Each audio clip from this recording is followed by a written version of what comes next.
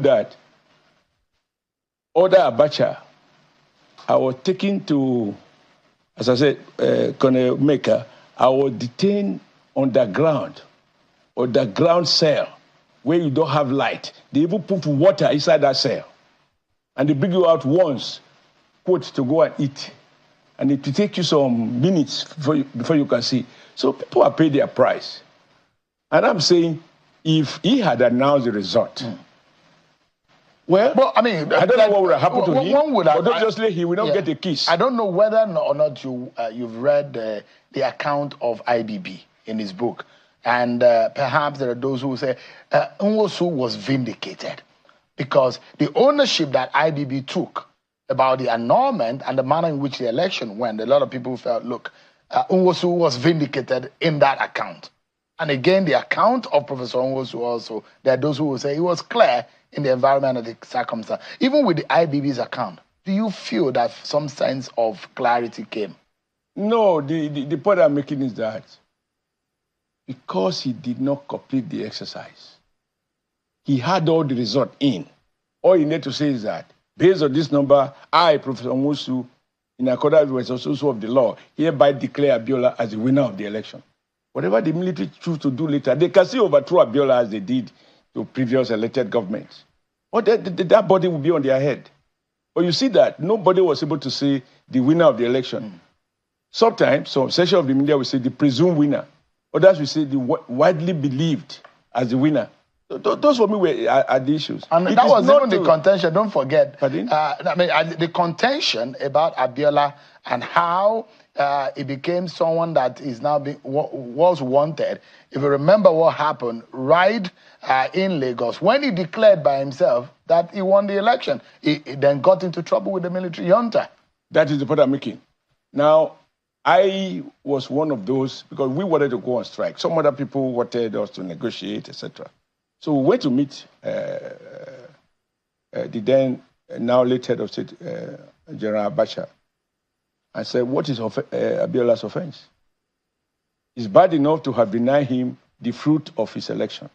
But to now further put him in prison is taking the provocation too far. And General Abacha's report was simple. As far as he knows, Abiola was never declared the winner of the election. But Abiola went to somewhere in Lagos and proclaimed himself. And proclaimed himself as the winner. That for him is treason, according to Abacha. And once he has proclaimed himself as the winner and therefore president, then for him that was the limit. So he had to put him away. Then he asked me, can you now just wake up tomorrow and say you are now the president of NLC? Because that time I was the president, I was deputy president. So Adam, will you go and declare yourself president of NLC for whatever reason you have, and your president, Pascal Bafia, will just be watching? I can't be here and somebody says he's president. Who elected him? And he said, oh, Abiola has to do an apology. Apology for something that he won. But you see, this was convenient for General Abacha to say, if Nwosu had said, Professor Nwosu had declared Abiola won the election, then he would be able to, Abiola would have needed to go to say, I am the winner. For someone like you, declared, who was a witness, you were a character, you were enlisted in those who are in the front line, in that struggle at the time. Do you find the admission of General Babangida and some of the apologies, perhaps, that MKO that he has given in his book and on that book launch, tenable? Well, these are issues I would rather prefer not to discuss, because at the end of the day, unfortunately, Abiola died for the very fact that Nigerians wanted him to lead them and resolved that he should lead them. Anybody who play a role in it, including General Babangida, I have said so in some other interviews, that. And even in another meeting where we went to meeting, we told him, have you organized election up to the presidency? Why would you just do the next step of declaring the winner? Or allow the next people to declare the winner, complete the story? So, well, for believers, you apologize for two things. You apologize and make amends where it is possible so to do. In this case, his apology was not enough to bring Abiola back to life. And even more painful is that Abiola died in this process. If Abiola was still alive, but merely was denied the right to govern, it would not be as painful as it is that the man died pursuing a mandate. He had to, now my pain is this, he had to proclaim himself as a winner, which Nwosu was going to do. If Abiola can have the courage, Abiola was not a militant. He was not a militant. He wasn't a professor of political science. He was basically a businessman. But he had enough courage to say, I won this election. Somebody else who has a background of political science and all that, in my opinion, my humble opinion, ought to be able to do even better than that.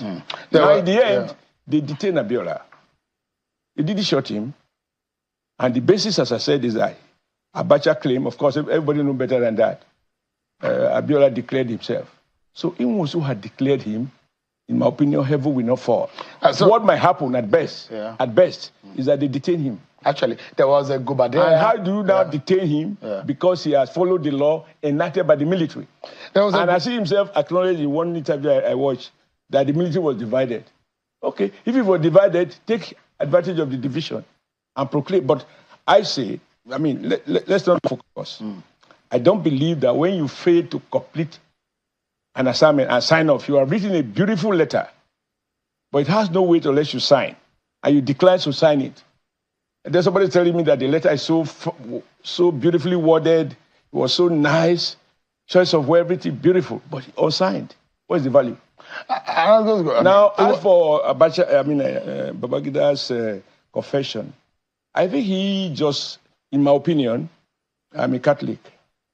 The Bible tells us that whatever sin you commit, if you admit to the sin and pray for forgiveness, that maybe God might forgive you.